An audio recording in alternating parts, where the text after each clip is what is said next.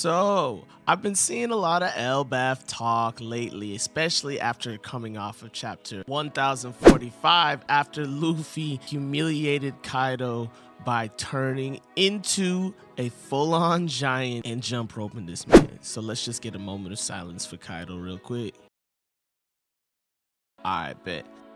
This has definitely led to a renewed interest in Elbaf from the community, right? Right now we have the community talking about how the Straw Hats will go to Elbaf next and what they're gonna do. Now, if you don't already know my feelings on this particular situation, it's that I don't actually believe we are going to Elbaf. I'm not really gonna get into that in this video, but I do have two videos explaining in great detail why I don't believe that the Straw Hats are going to Elbaf. Videos links will be in the description. But for this video, let's assume that we are going to Elbaf. So this is why I believe that Elbaf will be the best arc in One Piece. So we have only seen Elbaf up until this point in the story in flashbacks. We've met a couple of the giants from Elbaf and we know that they're strong, but the fact of the matter is that Oda hasn't taken us there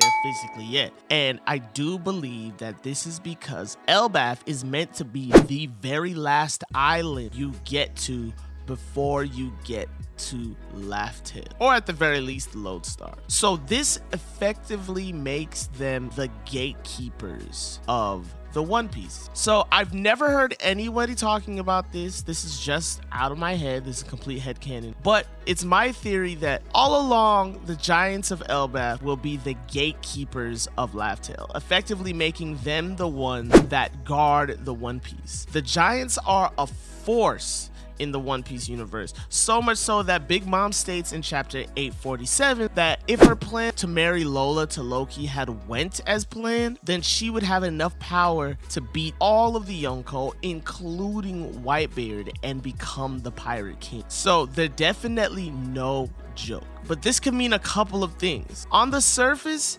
it definitely means that the giants are strong. There's no doubt about that. We saw that Mother Carmel was running a government-sanctioned child selling ring where she sold giants to the world government. So they definitely have to be strong. But this could also mean that the giants are directly connected to the One Piece. Oda has definitely written the story chronologically in a way that the Straw Hats would get to Elbaf last. Well, why do you think that is? One reason could be that you definitely need strong people to guard the One Piece. It's possible that when the Ancient Kingdom fell, Joy Boy gave every race a task and a mission, right? So for the fishermen, it would be to make plans to get to the surface, build the Ark Noah, and make plans to get to the surface so that you can live under the sunlight.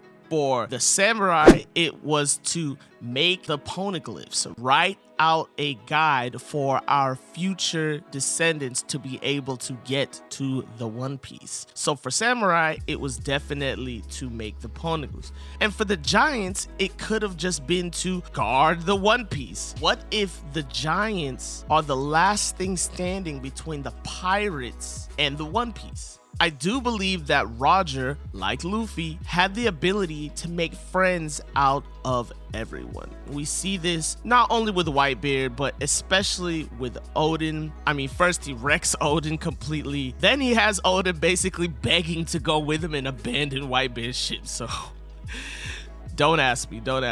So it's not far-fetched that in the past, Roger gets to Elbaf, befriended the giants, has a party with them, they go out drinking and whatnot, and then they send him on his merry way to Laugh Tale. It's possible that Roger also forces his way through. I mean, Roger was strong-ish at this point in the story, and the giants are strong, but I don't see them being able to best Roger in combat. So it's definitely possible they had maybe a one-on-one duel similar to Dory and Bragi, where the winner would be shown the path to Elbaf. We see from all the giants that we've met from Elbaf so far that they have a big sense of honor. So it definitely fits their personality. Only the strong make it to Laugh Tale. Speaking of the strong, it's also possible that Shanks has befriended the giants. I know a lot of people love to point out that Shanks' design takes influence from Norse mythology, linking him with the giants, who also take influence from the giants of Norse mythology. And while I do think that's a pretty big leap, we are way deep in the theory zone right now. So let's assume that Shanks is connected to the giants of Elbaf. It's possible that Shanks, as a person who loves to preserve world peace, that he made a pact with the giants in order to protect the One Piece. Now, of course, they are way too strong and way too proud for Shanks to claim Elbaf as his territory, but rather they just have an agreement in place in order to guard the way to Laugh Tale. So what does this mean for the Straw Hats? Well, this could mean that Luffy finally meets Shanks in the New World in Elbaf. If you're a Shanks fan, get excited. This also means that Luffy has to get way stronger. I mean, if we're dueling giants in one-on-one combat, you know, Luffy has to be way stronger. So that makes his new power-up in 1045 absolutely appropriate. Of course, Luffy already has the new giant pirates on his Grand Fleet, so therefore, it's already a good look for him. It also could be that Blackbeard makes an appearance in Elbaf, as he has a giant on his crew as well. Big Mom could even remake an appearance. Let me stop. Nobody wants Big Mom to make an appearance at Elbaf. I will say this right now. But it's even possible that we get the backstory of the giant Straw Hat in Mary Joa. What if Joy Boy himself was an actual giant? I mean, there's so many possibilities and so many different avenues Oda could go down with an entire arc dedicated to Elbaf. And if you know my feelings, I would absolutely love an entire arc dedicated to Elbaf. With the time frame that we have, it could even be it's not actually too long and we don't get Elbaf like drawn out, kind of a little how Wano is now. But we know that Oda has the tendency to drag arcs out, and I don't think that would necessarily have to happen with Elbaf. I'm saying all this to say that with these possibilities and the way that Oda has depicted Elbaf in the story up until now, that this could be why Elbaf would be the best arc in One Piece.